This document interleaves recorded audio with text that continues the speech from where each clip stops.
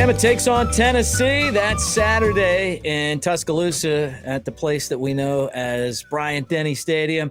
Third Saturday in October, showdown. We're going to talk about it here.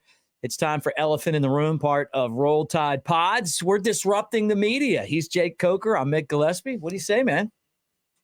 Hey, Thursday afternoon, ready for Saturday already. Yeah. Third Saturday in October. Got to love it. Yeah, it feels like a real rivalry game this year.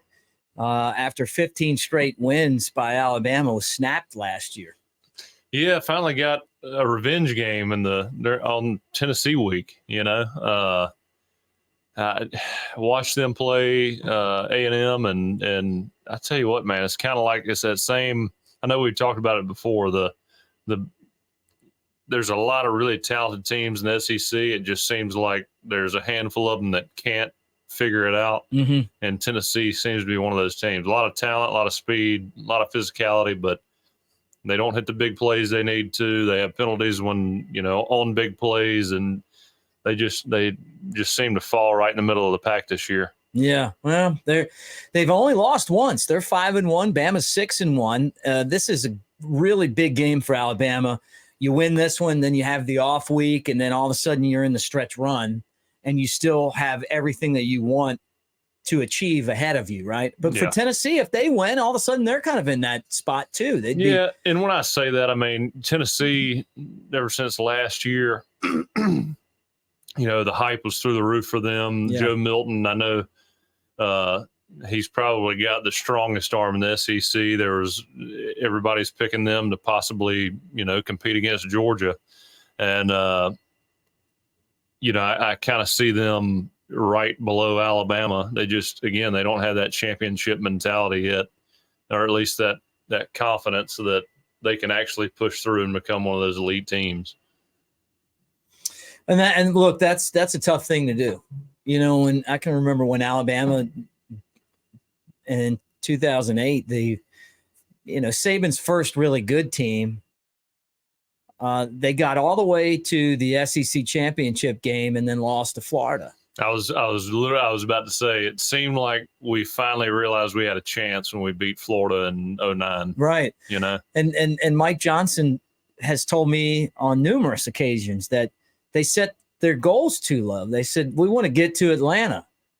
He said the next year they were like, we want to win, and he was like, if we just would have had that as our mentality in 2008, they could have won. And honestly, as that Tim Tebow led Florida national championship team was great, but so was Alabama. And then when I watched Florida play in the national championship game, I realized the real national championship game was in Atlanta. Oh yeah. I mean, it was two very similar teams. It was just, again, people discount the leadership and the intangibles that make a team an elite team, because there's a lot of teams out there that are pretty similar in as far as talent goes, right. But it's so highly discounted, the intangibles of each team and the leadership that makes them championship worthy, Yeah. I mean, every great team I've been on, you didn't even really need the coaches to be the leaders of the team. I mean, they did, and they had that message and they set the tone.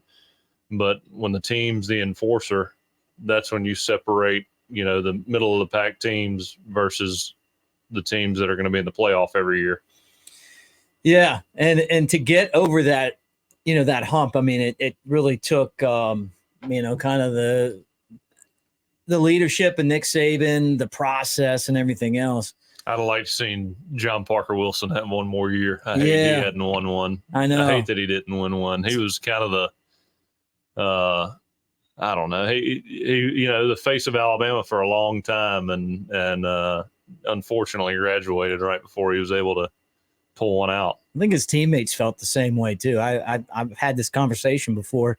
I don't know, on the air, maybe, but definitely off or on the air. Those guys loved him, man. I'm sure. He was tough as hell. Yeah. Mm-hmm. Take shots, get back up, make accurate throws. Yeah. That year we beat he beat Clemson in that.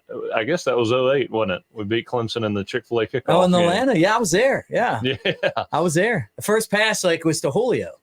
That's right. Yeah. That's right. And I just- and everybody was like, "Oh my God, This guy's here." Alabama's back." They were. I went to so many of those Chick-fil-A games. I was put the other day you were here. I pulled out my lunchbox full of tickets. Did I impress you with that? There's a lot of tickets. I mean, yeah, you've been to a lot of games. It's like a stack like this. Those were so much fun. I don't know how many times I went to Atlanta and had pretty much, besides that Florida game, I had a great time there. I've seen a lot of winning, including that first game. Here's a pass to, we're going to throw this thing out to Julio, our true freshman, and then he's going to stiff arm someone. He's back. He just signed with the Eagles. Yeah. Him and Jalen. That's going to be awesome. Yeah. I hope he get. I mean, it's middle of the season signing. Who knows what's going to happen? But that guy's. Animal. Man, he is a freak. He is. He is a freak. Love him. He's got a car dealership in Tuscaloosa. Yeah, I'm sure he sells a lot of cars. Julio Jones. I think it's Julio Jones Kia. Yeah. Well, we need a Jake Coker Kia down here. What's up with that? Maybe we get to we can get some Chevrolets in there. Yes, Chevy. Is that your car? Is that what you like? Big trucks? Chevys or Fords. I kind of bounce back and forth. Yeah. American car guy. Huh? Yeah, that's right. I had a Ford Bronco in college. Big tires. The back came off. It was a 1990 Ford Bronco that I fixed up. Man, I love that. I still regret that I sold that thing. I bet you that truck, I sold it for $1,000 because I know, because I'd gotten married and I had to have something to get me to work, and it wasn't, and there was like something wrong with it, which turned out to be like a really easy fix. And I bet that truck, I got it repainted in Tuscaloosa at the Ford place, forest green, and I put a new engine in it at one point. I bet it's at least worth $15,000 now, maybe even more, maybe closer to 20. More than that. There's somebody right around here who refinishes Ford Broncos and sells them for God knows how much. Really? Oh yeah, look that up. Great vehicle. I mean, I still miss that truck. Oh, I'm sure you do. That's a classic. It was amazing. Yeah. The top would come off. You could take the top off and then you would just drive around. But the whole interior of it was like this rubber stuff. And so if it rained, you just open the doors up and all the water would come out. Is that how you started fitting in Tuscaloosa? You took the top off? Yeah. Maryland guy, you had to fit in somehow. I did. Put that SDKs that were back there. Just slide right in and make friends with everybody. Now, it was, you know what, that truck was actually, it was a work truck, whatever those yellow work trucks that they have, in the coal mines. I bought it from a guy for $5,000, and then I just fixed it up. All my extra money would go into that truck. Yeah. So those are cool. Now you can't. Are they still on back order? The new Ford Broncos? I don't know, but the new ones aren't. They're not as cool as the one I had. No, they're not. It's kind of like a Jeep. You'd have to lock the hubs on this, which was pretty cool too. You go four-wheeling, but I'll tell you what, man, four-wheel drive and that thing was legit. You can go anywhere. Yeah. And like the tires were really expensive, but they had like this super big tread on them, So anyway, it was back when Tennessee used to beat Alabama, by the way.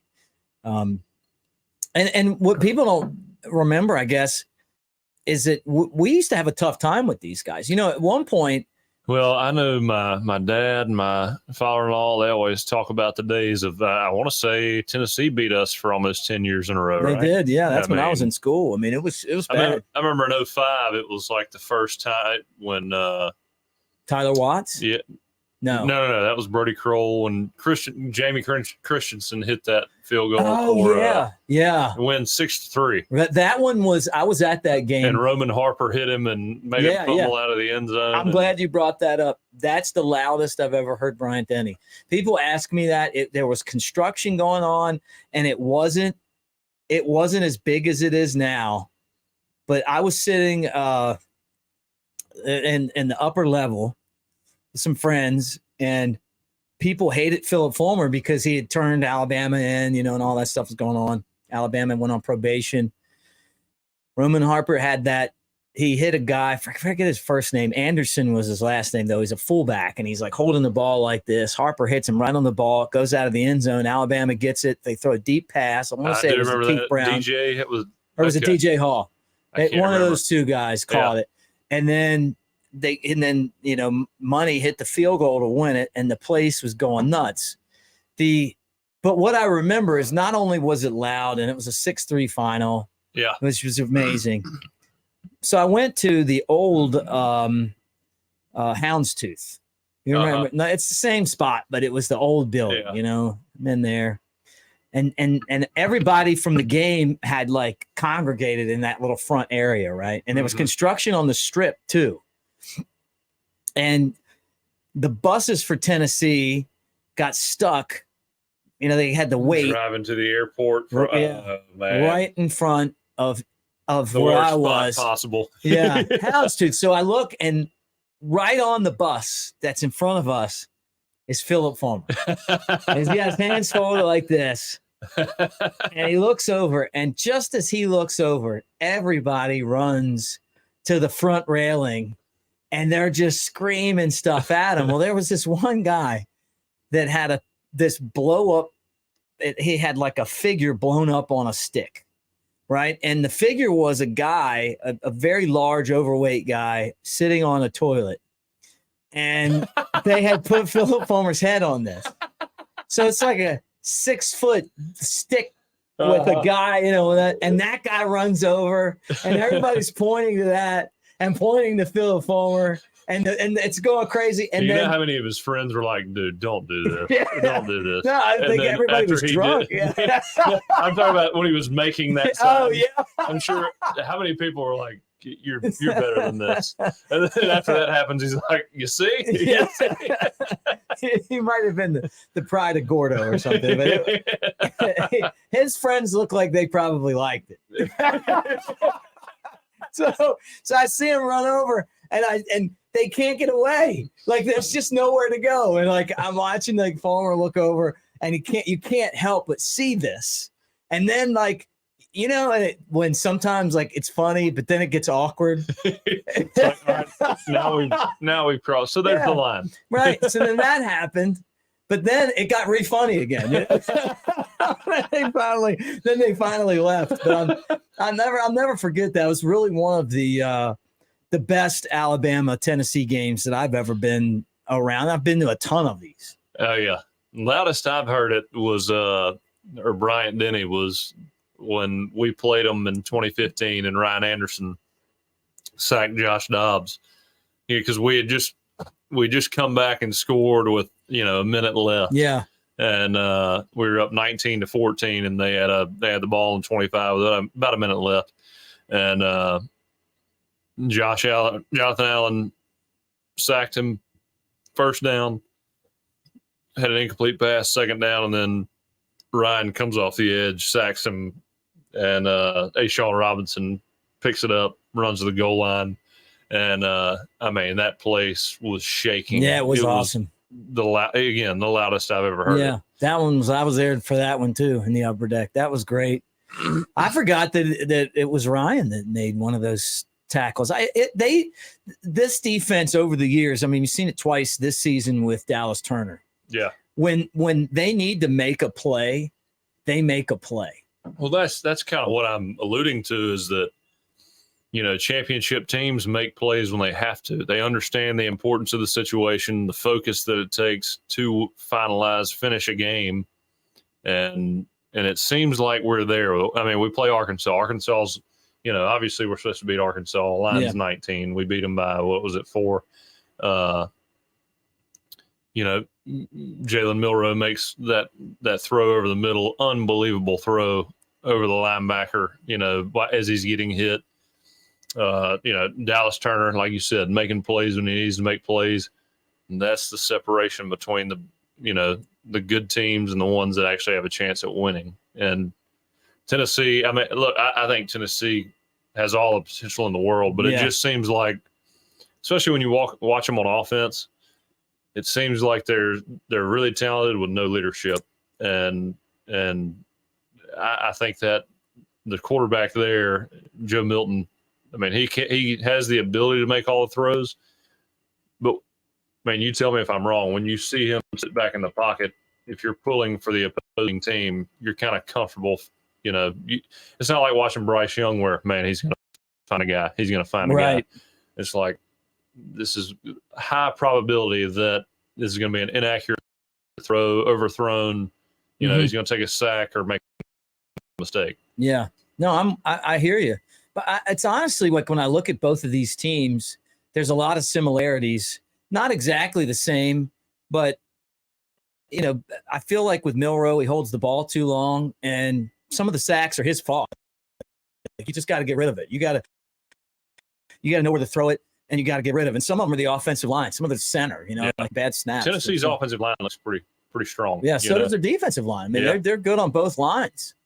At least they have been. I mean, who knows if that changes this week? But then when Milroe, when you don't think Milroe's going to do something, he makes like this incredible deep throw, and it's like, okay, well, I mean, when it matters most, when you got to have the play, it's made, and every time the ball goes up in the air, when it's past 40 yards, you're like, all right, this is probably going to be a touchdown or a big play. Yeah. Or I mean, the odds are with us that it's going to be a positive play for the offense. When I watch Tennessee, the ball goes in the air, I'm like, all right, it'll be third down now. Yeah, right, yeah. Yeah, it feels like that. My name's Mick, but my real name's Michael. There were like 100 Michaels when I was growing up. Uh-huh. When did Jalen become such a popular name? I'm looking at like Tennessee's running backs, Jalen Wright. Like there's like 10 Jalen's on every team. Like I know that feeling. Do you notice that too? Like was that when you were playing a lot? Like I just didn't have any Jalen's growing up, and now I look everywhere and they're like Michaels. Like it's got to be one of the most popular names. I don't know. I don't remember too many Jalen's. Jalen Wright's the Tennessee running back. Jalen Ramsey, I played with him at Florida State. Okay. Yeah, he's good too. But outside of that, I hadn't played with too many Jalen's. But yeah, as soon as Jalen Hurts came around, it was like they're all there. Yeah, they're everywhere. Yeah. Like it used to be like you call them roll and they say your name and like 15 people turn around, It's weird how names go like that too. Like so cyclical, it's like, everybody just likes this name. And then all of a sudden, we named our first daughter Palmer, and we're like, that's unique. Nobody's going to, and she's got like 2 Palmers in her class. Really? It's like, what the, Yeah. That's a great name. Jim Palmer. Great pitcher. Hall of Famer. Do you know who I'm talking about? Played for Baltimore. He was, he's the only player to win a game in a World Series in 3 decades. 66, did it in the 70s, and then in 83. So he played for at least 15 years. Forever, yeah. He's on the Orioles TV broadcast, but I know him. I met him before. Great guy too, but one of the all-time greats. So pretty cool name. Yeah, that ain't bad. No. I mean, we were going to name our son Brooks after Brooks Robinson, my dad's favorite player, and he was a guy that played on all those same teams with Jim Palmer. Yeah. What made you go to Jake? Because when one of my friends in college was in Iraq and he didn't come home, and I was like, I'm naming my kid after him. Yeah. But it's a great name. I mean, his name is really Jackner after Thomas Walter Jackner, we called him Jake. But when I was in school, he owned a cheesesteak restaurant. I probably talked about this, and they named one of the cheesesteaks the Gillispie. It was it was that building that's like where the strip is, and that only gas station on the strip, like right across the street. Looks like an old house kind of. It's like a Ticket Solutions place now. It was Fat Phillies. So I 9/11 happened, and he joined the military, and so that's why we don't have a Brooks. And Brooks Robinson just passed away a couple of weeks ago. Those like Jim Palmer, Brooks Robinson, they were like some of the legends of baseball. Yeah. Back in the day.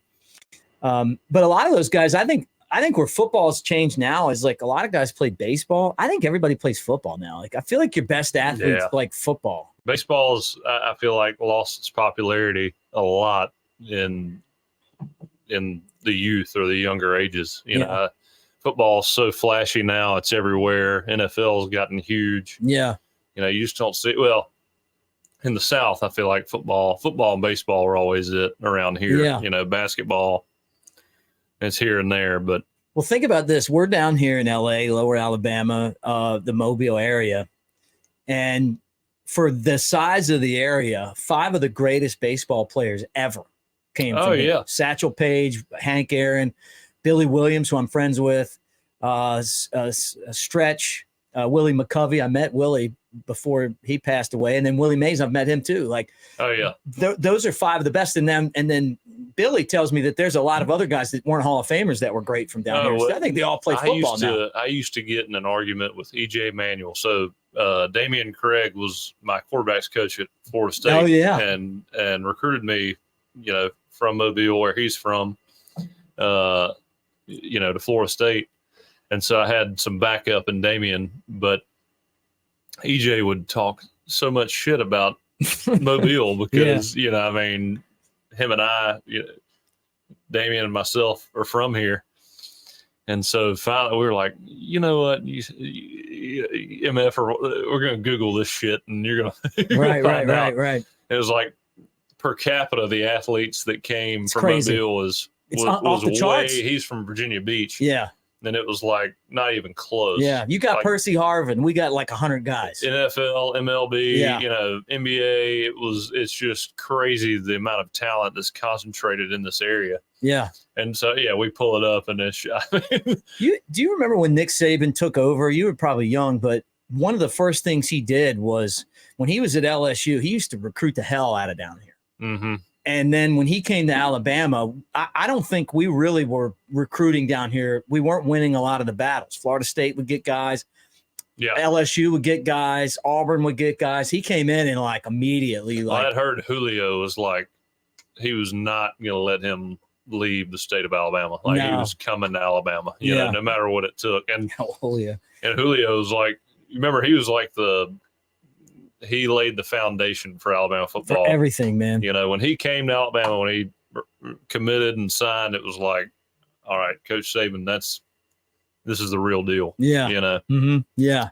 But that was, I felt like that was his main, getting Julio was just, it set the standard for the rest of his career at Alabama. I still think Julio, of all the great receivers and all the legends, he's still the best. I've told you this, and I'm not taking any. That's not a shot at anybody. I mean, I think every Alabama receiver would be fine with being compared to Julio or being right underneath him. I mean, of course, he played in a different era of football. I mean, it was all pro style offenses back then. I mean, when I got to Tuscaloosa, we were kind of the first ones to be running the RPOs and spreading it out with all the motions and everything else, getting all kinds of players involved. God, he played back in that day.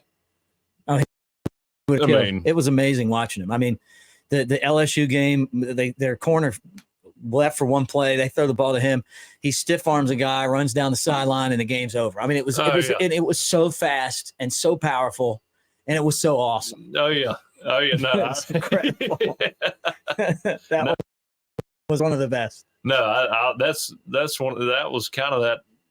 I guess that was 2009. So that was when that set the tone for the dynasty beginning. Everybody remembers that play. Yeah, I loved it. So Jalen Wright, who's the Tennessee running back, 19 carries, 136 yards, and I think he's honestly. I mean, if I'm being honest, he's the best running back on either team. I mean, he's really good. And that's kind of that's the strong point for them is and that was against Texas A&M last week.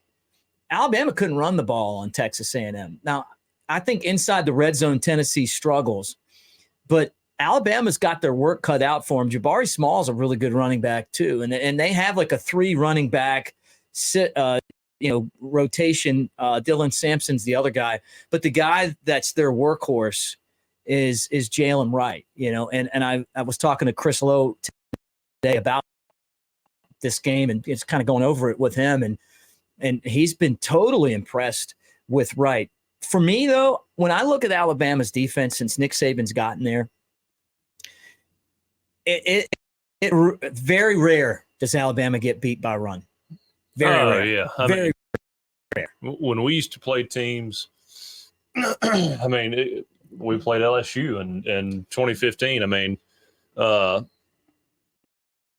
you knew if a team had to run the ball to win the game, then we were going to win. I mean, that was just bottom line.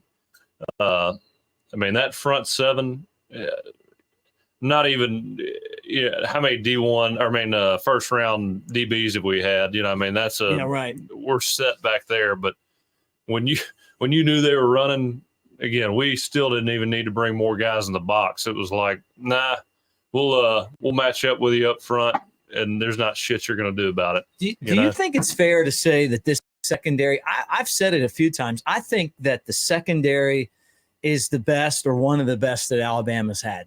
With Kool-Aid, I've got him and Julio combined now. Think about that guy. Yeah, that'd be a hell of a player. And Malachi Moore, and I mean, you go through there. I really like these guys, but there's been so many good ones that you're constantly only comparing against yourself. But they're not going to want to try to throw the ball on this Alabama secondary with Milton and and kind of the way that they can't turn it over and win. Again, I mean, when Joe Milton has to throw in tight windows, he seems to struggle, and even with his arm, again, when he throws it deep, I know he's got one of the best arms I've ever seen, right? But cannon, it just doesn't seem to be on target, and he doesn't put it in a place for his receivers to make plays. And again, it's going to be one of those games where if he plays out of his mind, and I know we've talked about this against, about Mississippi State and other teams, but it does usually come down to quarterback play. But this one in particular, I don't think they're consistent enough on offense to beat us. I don't think that Joe Milton is good enough to beat us. And again, he's got the ability to be that good, but he just hasn't shown it over the course of the season or the last couple of years. Now, 11 of 22 for 100 yards at home against Texas A&M last week, touchdown interception. That's why Vegas has Florida. I mean, Florida. It was terrible against Florida, right? Geez, man, that was. Pull that one up. I just had again. They've got such a solid team around them that if he plays well, it could cause a lot of problems. But just from what I've seen, I don't know if he's capable of beating a team like Alabama, because that's what it's going to take. Right. Yeah. Trying to look up the stats. I know he was banged up there for a little bit, but you play hurt constantly in football. Yeah. I mean, it's especially now week 8. Yeah. I mean, everybody on both sides of the ball is banged up a little bit. He had 287 yards, 2 touchdowns, and an interception in that loss. He was 20 of 34. So, he's not he's like 50-50. Yeah. I mean, well, again, if you watched the A&M game last week, a lot of balls that not just balls he missed, but when he was, rolling out or had time to throw it, it just didn't seem like that decision was being made in a confident manner. He's, even when he throws the ball, it's kind of like, you're nervous about where it's going to end up. And again, all the talent in the world, but you see guys 5 stars that go, right, all over the country that don't work out. And he's a good quarterback. He's just not an elite quarterback, and that's what it's going to take to beat Alabama. Mm-hmm. I'm with you. So if Alabama wins, we do the show Monday. Can we smoke our victory cigars Monday? Would you be all right with that? Have to call R&R. Yeah, I'll make sure R&R sends us some. They on my show, they're like, hey, Bama tailgate, 20% off, free shipping. I'm like, all right, yeah, I would take that, dude. I bet they're out of like and they sent me this too. I'm going to put this up on the screen. It's you. You remember this picture? Oh, you can't see it. Well, I guess I wish I could show it to you, but you'd have to come over here. But anyway, it's you. All right, I got to come see it. You're going to have to come. Yeah, just jump over here. Forgot you don't have a monitor. Nope, that's not it. Oh man. Oh, There we go. There we go. Look at you. Is that Dylan you with the Lee. long hair? Oh yeah, Dylan Lee, Richard Mullaney, Parker Barron, me, and Ryan Kelly. Yeah. That's Ryan Kelly, man. I love that crew guy. right there. I don't know him in person, but I love the way he played the game, man. Ryan Kelly was one of my favorites. Shoot, he said he was going to do something. He did it. I mean, if it was his assignment, you didn't have to worry about it. Yeah. That's awesome. So, yeah, that was you guys when you were picking up your victory cigars. And I think we picked those up Wednesday before the game. Yeah. And, pretty confident. Yeah. Yeah, we had a good feeling about it. It used Which I didn't know that's how it went until that week, and didn't realize. I figured that was a school sponsored expense, but turns out no, the players got to get them. Yeah. And you back then you had to buy them. Like now, because of NIL, you don't have to buy them anymore. That would have been nice. Yeah, no kidding. Like, oh, sorry, man. These are $120 a box. Like, what? That's right. You can't use like Swisher Sweets for your victory cigar. I mean, you could, or those. That's what we smoked when we beat Auburn. Did you ever smoke those backwoods cigars? They sell them at all the gas stations. They're actually pretty sweet. A lot of people, and I'm not saying it was me, but they would get those, and then in college they would, they'd open them up, and then they would change the tobacco inside. Awfully detailed story to say it's not you. Change the tobacco. It'd be like different stuff. It was green and cherry flavored. Cherry flavor pot. Now no one even cares anymore. It's really like back then, they throw you in jail for 3 years. Well, you should have smelled it, Judge. Chocolate covered cherry pot. The judge is taking it as evidence. Yeah. I'm gonna put this in a safe place. Yeah. I went out this I'm at Alabama, and everything's illegal. I played baseball out in California one summer, and I'm just like, everybody's like, hey, it's like whatever night they would have these live bands, Chico, California, right? Yeah. And I'm out there, and like the first time out there, people were passing joints around. I'm like, it's like for some like local, some local band. I don't even remember what music it was playing. And I'm like watching, and there's cops everywhere, and like they don't even, it's like it didn't even exist. Like, oh no, they don't care around here, kind of how it is everywhere. Cops are getting involved. Yeah. Right. What's the guy on the horse doing over there? It's just it was just such a different world, and now I think it's just kind of so acceptable. I mean, we were talking about Willie Nelson, and Snoop Dogg, and there's people that have just championed the whole, Snoop Dogg doing it at the Super Bowl, like on stage. Yeah.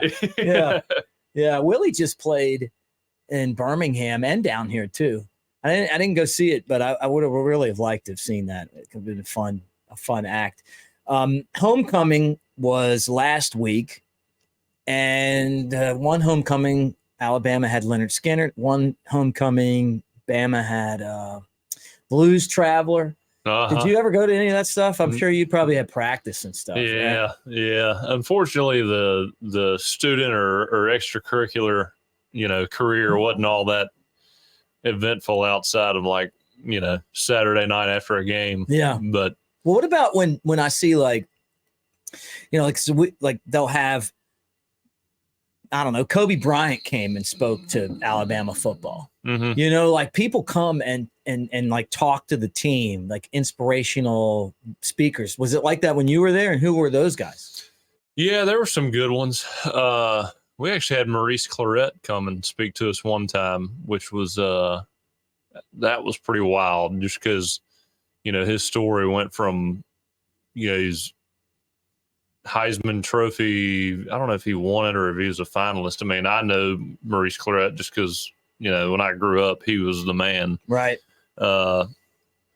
Hearing him speak was, man, that was pretty cool. Yeah, that was pretty cool. Just because I'd watched him my whole life. Had the guy, what's his name? Has the 30 for 30 on ESPN. Chris played for the Celtics, Fresno State. I'll think of him here in a minute. But he had a wild story too. He got, involved. He was like a phenom basketball player. Went to Boston College, Fresno State, played for the Celtics. A pretty wild story about some drug habits and things he got in trouble with, and how he has come back and Chris Herron. Yes, really, Chris Herron. Okay. He was great. Have you seen that 30 for 30? No. Oh, Matt, guy.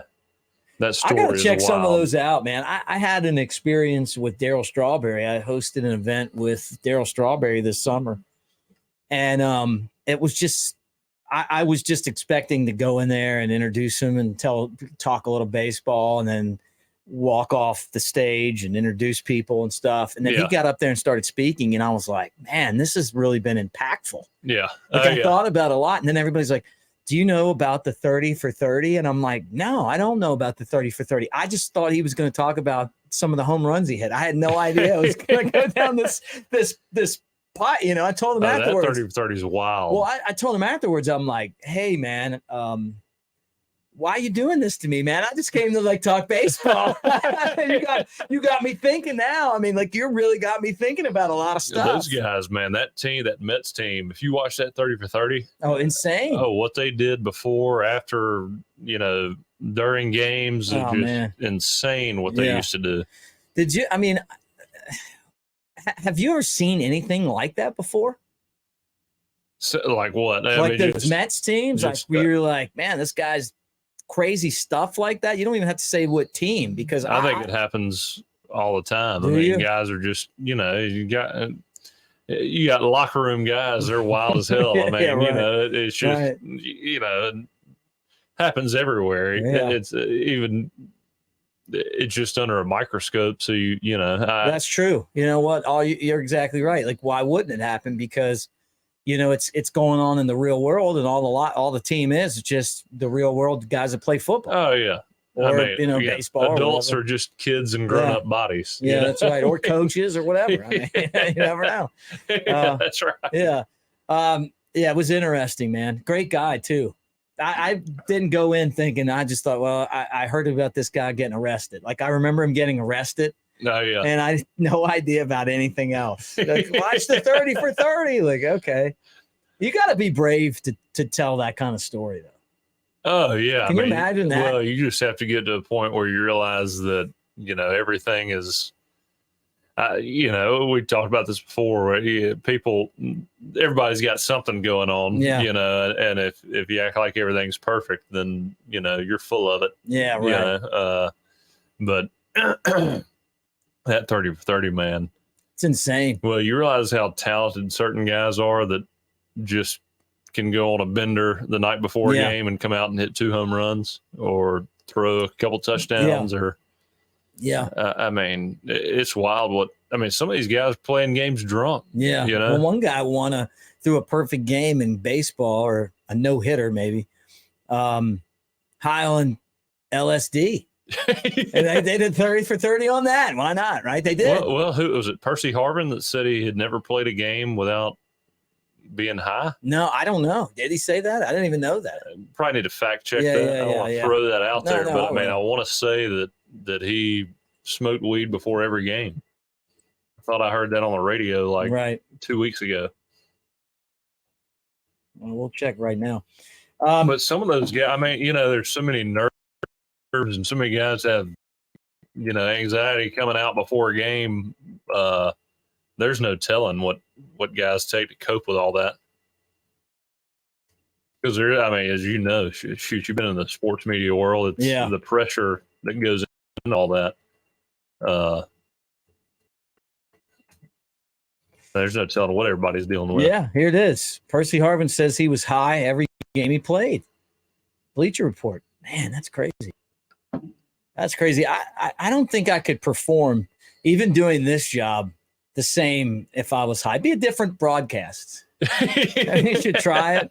I told you I don't know if I've ever said it on here before, but on my other show, I was at the Floribama one time doing radio, and we did the pregame show from Brick and Spoon down, Orange Beach. Yeah. But this was when I lived in Tuscaloosa. We came down. Uh-huh. And then I was with Mike Johnson and Ben George, and I think Baron Huber too. I think we all four did the shows together at the time, because we used to do the show together. I'm pretty sure it was all four of us. But those guys had like a place to go. And I went to the Floribama and watched Alabama and Ole Miss, and it was Jalen Hurts' freshman year. And people were buying me shots. And then on that terrible radio station, we had to do a post-game show after Alabama's post-game show went off, right? so they kept bringing me these things called bushwhackers with floaters, which I didn't know. I had no idea the power. It's a dangerous territory. Oh, I got so drunk, and they took me off the air. Mike Johnson's dad, Randy, the big unit we call him, he was there. Like, I see him. Mike's cousin jumped on the air and finished the show. And Ben, my friend Ben, he gave me the stink eye the whole time. Like, now that most of the stuff I'm on, I own, and then this, these guys own it, but I love these guys. I think they would agree with me that they should have just left me on the air. Like, it looks like with all the good entertainment. The entertainment value there. Oh, yeah. Apparently, I was like when you watch what Pat McAfee's got his sunglasses on during the Super Bowl interviews. Like, I've indulged in a few.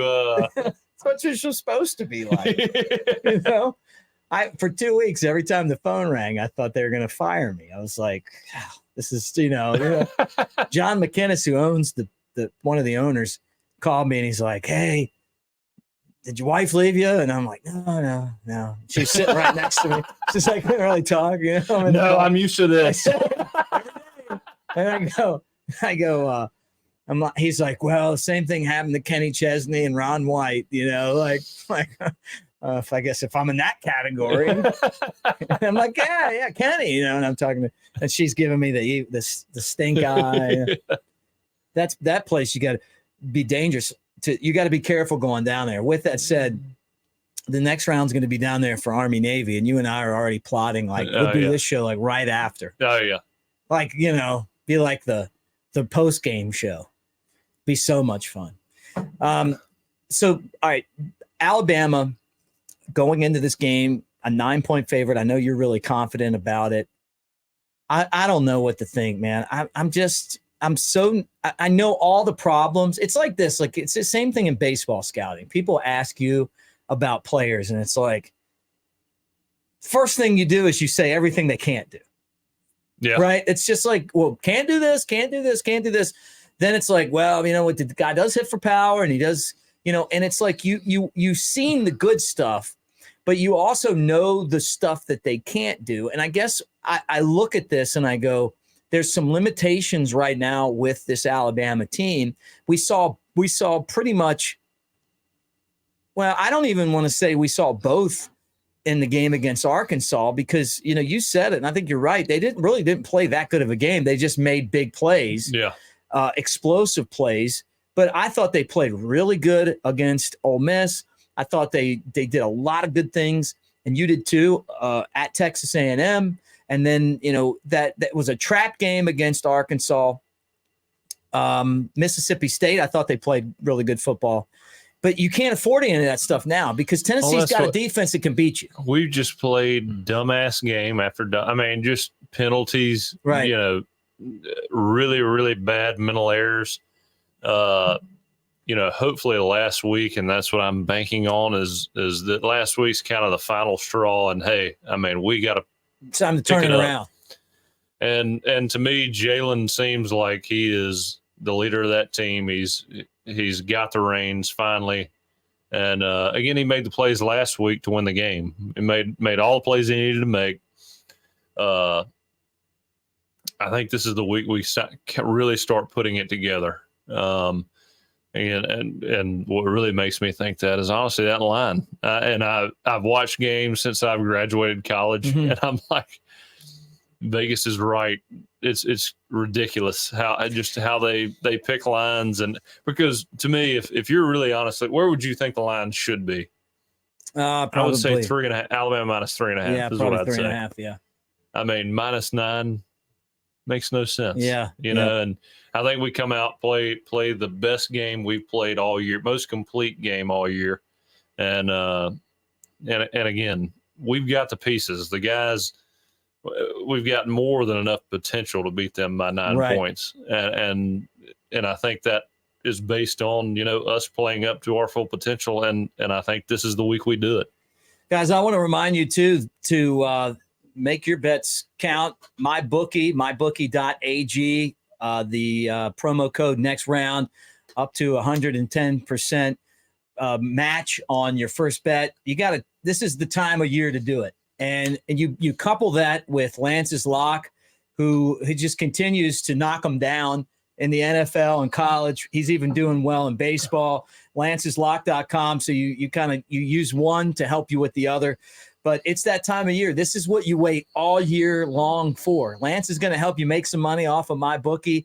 But check them both out. They bring you elephant in the room each week. And I just know from doing a show with Lance in the past that the guy's so in tune with Vegas, with what's going on out there. I mean, he's like an encyclopedia of all these games. Sounds like he's been doing it since he's about 15. So he has. I think he was my bookie back in college. So I heard. I don't know if that's true. I think honestly, I love their show. I mean, I do watch it or listen to it pretty every chance I get. Those guys make me laugh so hard. Lance is just so good at like picking the games, No, yeah, he's a character too. He is. By the way, I went 3-1 last week. Who'd you have? So just remember that I had Tennessee. I had what was it? Washington, and I had what was the other one? The game I lost on was Alabama. So what was the other game? What was the other big game last week? Did you take LSU or Auburn? No, we didn't bet that one. Here, I'll look it up. Notre Dame. Yeah. And I was really confident about that Notre Dame pick. You were too, though, weren't you? That was my pick of the week. That was your pick of the week. Yeah. I just felt like they had to win.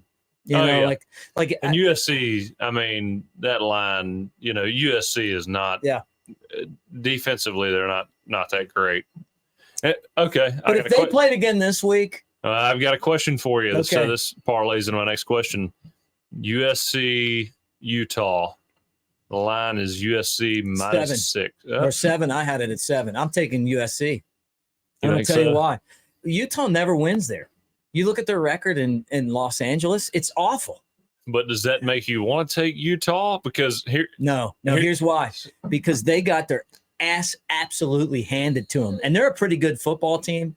You know how those weeks go. Oh yeah, everybody's listening to everything being said. See, that's what I fear. I fear the public is going to say that. That's what I fear. Right. So you're going the opposite of that. Utah's a solid football team, but I don't know, man. To me, it takes a lot of balls to take Utah +6. Yeah, well, you got it at 6. I played him at 7, so. That's one less. I mean, that's one more point, but I just think USC's going to. I haven't decided yet, so that's one I'm holding off on. Their defense is so bad. I mean, look at all those points they gave up to Colorado. The one that I mind the most. Why don't you just take a guess at which one that is? Have you been looking at the lines at all? Yeah. Which game? Which one? SEC game? You're talking about Ole Miss and Auburn. and I tell you what. Did you think of me the first time? I bet this one today.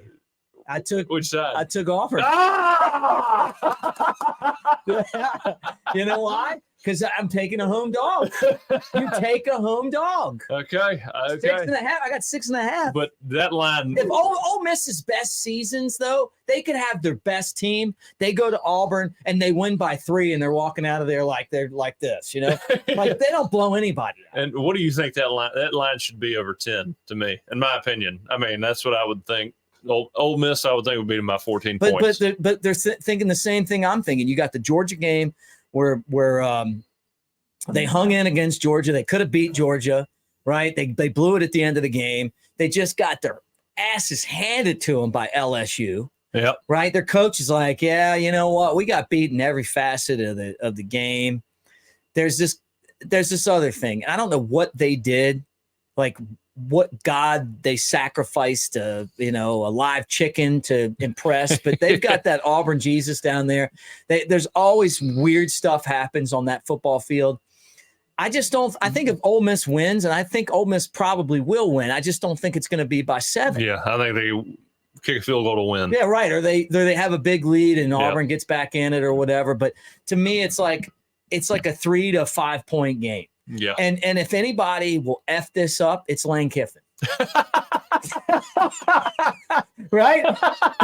If anybody's going to do it, it's going to be him. Yeah, did you see he tweeted that somebody said if he loses to Auburn, they should fire him. He retweeted that article. Oh man, like he ain't right. No, I still love the Taylor Swift tweets.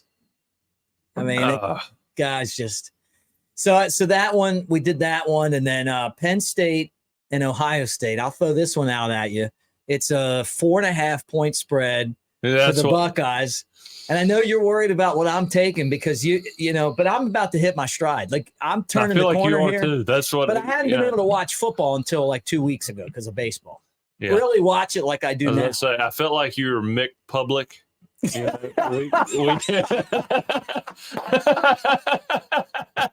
That's my new Twitter handle. Or X. Whatever they want to call it. Week 1 through 3, I was like, oh man, need to fade my guy. Oh man, I'm still in a deep hole, but that 3-1 last week did help a lot. No, okay. Well, I need a 4-0 week. So, all right. So you're taking USC. Taking Auburn. Taking Auburn. So now Ohio State, Penn State. Okay. So I was waiting on you to. Okay. What do you think there? You want me to tell you? Or yeah. You? Okay. And you know what Penn State's record is? Oh, I know. In Columbus. And I'm going to tell you right now. I love James Franklin. I wanted him to be Maryland's coach when he was the coach in waiting of Ralph Friedgen. I think that he's the only guy that will ever be successful at Vanderbilt unless they absolutely change everything there. Yeah. Right? Get a few more Jay Cutlers. Yeah. I think I just lost you over here. Tighten your there you go. Anyway, yeah, you're good now. I say Ohio State all day, man. 4.5. I'm taking them. They're going to club them. Like, as much as I want Penn State to win, they never win this game. They never win any of these games. See, this is one never. I'm nervous about taking this one. They'll win by 7 or 10. Like, it'll be close for a while, but the time they won in 2016, and it was like Penn State had everything go their way, and they still barely won. Like, it wasn't like they killed anybody. If they win, though, it's a turn. If they win, though, it is kind of a big. It would be such a big win because we're expecting Ohio State, Michigan at the end of the season, right? Maybe twice. Penn State's always, at least in the modern era. I mean, I know back when Joe Paterno was the man, they were the real deal. But ever since I can remember, and as far as college football goes, they've always been a pretender, and makes me not want to bet on them. But like, they have the talent to win this game, but do they have the mental ability to win it? Well, I mean, it makes me think they're due. Yeah. Okay. Well, you take them. There's 100,000 people in that stadium. Ohio State went to Notre Dame and won. Are they the best team in the country? No, but they're good, and they're tough to beat, man. They are just tough No, they to are. beat. Again, it's one of those where I still hadn't decided. I'm on the fence on. I think that's a really good line. Yeah. If I, was picking based on what I've seen, Ohio State, but I don't know, man. Penn State, been a while since they've won there. When I was a It's kid, about that time. We used to have to go to work with our mom on Saturday. She worked for MCI in Baltimore, and I would listen to every Penn State football game. Really? Joe Pa was the coach. Yeah, it was the only. Or Maryland. I would listen to whoever was on because I'd be in like a boardroom somewhere. Did you see the goal line stand, Alabama, Penn State? No, that was before me. This would have been like in the 80s, but before. One of my best friends in high school, you said that Daniel Moore print. Oh, yeah. Goal line stand. Yeah. I think I just lost you again. Push that back part in. Yeah, I'm going to stop messing with this. Yeah.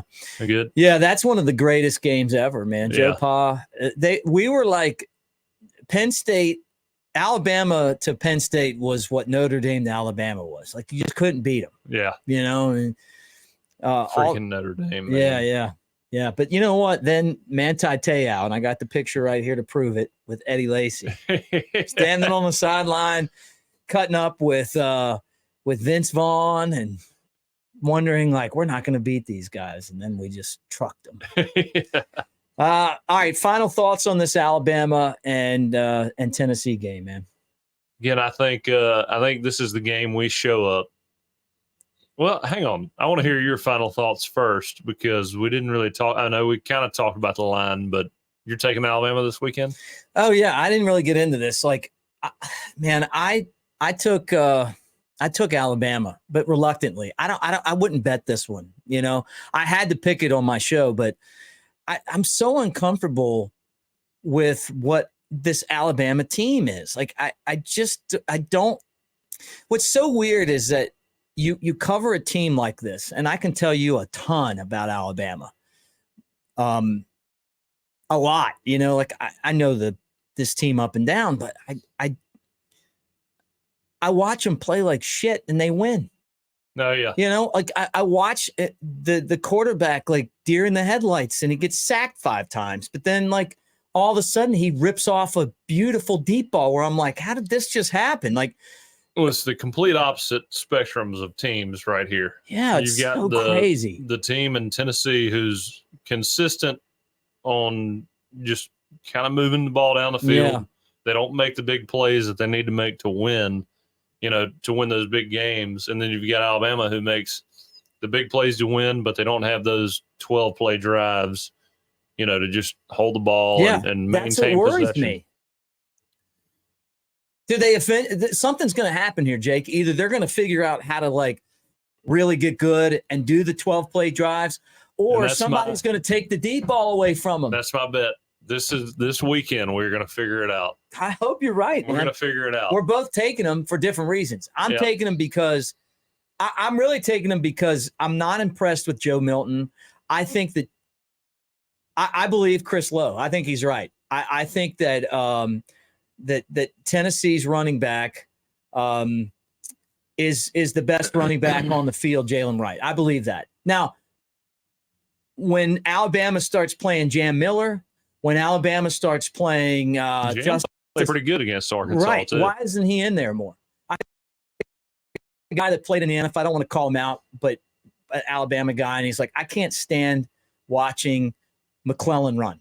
He doesn't wait for his blocks. He doesn't break tackles, and that's his assessment. I don't know football like you guys know. I just know the stuff I know, but I don't know how to like break film down. And this guy coach and stuff, he knows it way better than me.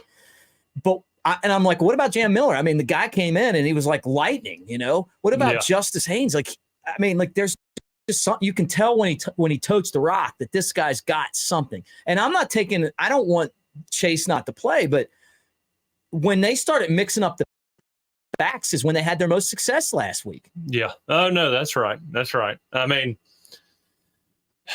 it's one of those deals, I have a hard. I understand where they're coming from. I mean, those guys are working their ass off, so it's hard for me to say anything negative about them. But I mean, I definitely see a lot of that stuff. And again, like I say, we're a young team. We're trying to figure it out. But man, he's not running us. Jam Miller last weekend looked so good. Oh, lightning! He's like physical, yeah, fast. Mm-hmm. I mean, knows when to hit the hole. Yeah.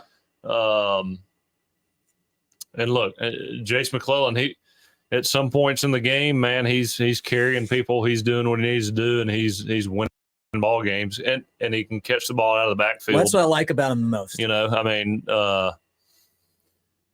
when you take one guy out, you lose a little bit of something, and when you put another guy in, right. You know, you gain a little bit here. It's all situational, and we got to figure out the best times for each guy to be in there.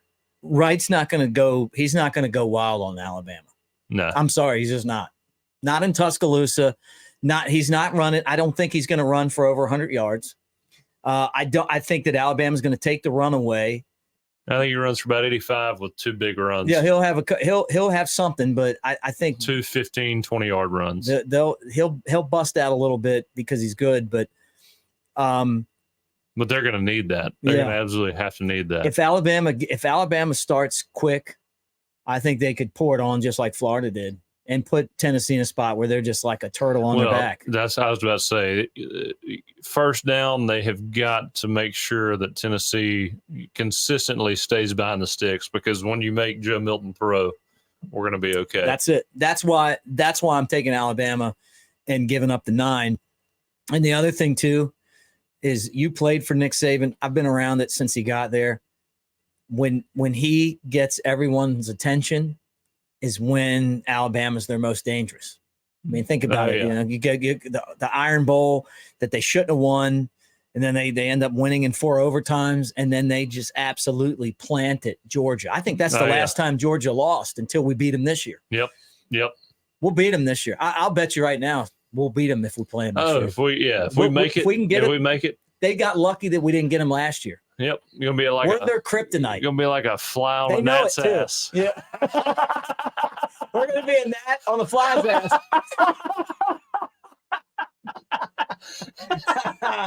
I love Coach Saban. Really, love him.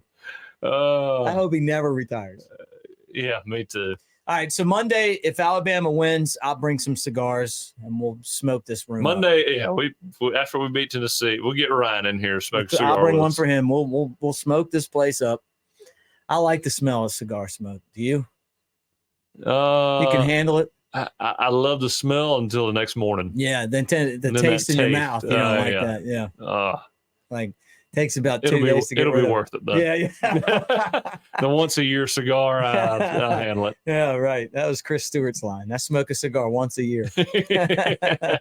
Guys, thanks for hanging out with us. He's Jay Coker. I'm Mick Gillispie. Make sure that you're part of what we're doing at Disrupt the Media and Roll Tide Pods. We really appreciate you guys hanging out with us on Elephant in the Room. And like and subscribe, share, man. Tell your friends about it. Our podcast is definitely not all about football. Yeah, I like to mix it up a little bit. We mix it up. I don't know if we're going to get a call one day and they're going to be like, "Hey, would you guys talk more football?" We're over here having a good time, and we appreciate you. And thanks for hanging out with us. And don't forget, we're brought to you by MyBookie. If you're out there and feeling confident about your picks, we gave you ours this week. MyBookie.ag. You can go on there. There's a price match if it's your first time for 110% of your deposit or up to 110% of your deposit. And don't forget to get help with those picks. Check out Lance's Lock, lanceslock.com. That's Lance Taylor and his locks each week, which he is doing way better than I am right now with his picks. If I just would have took the opposite, I'd be 15-7. LT's killing it though. Yeah, you got to take the opposite of what you think week 1 through 4, and then you start trusting yourself after that. That's right. All right, guys, we'll talk to you again early next week. Roll Tide.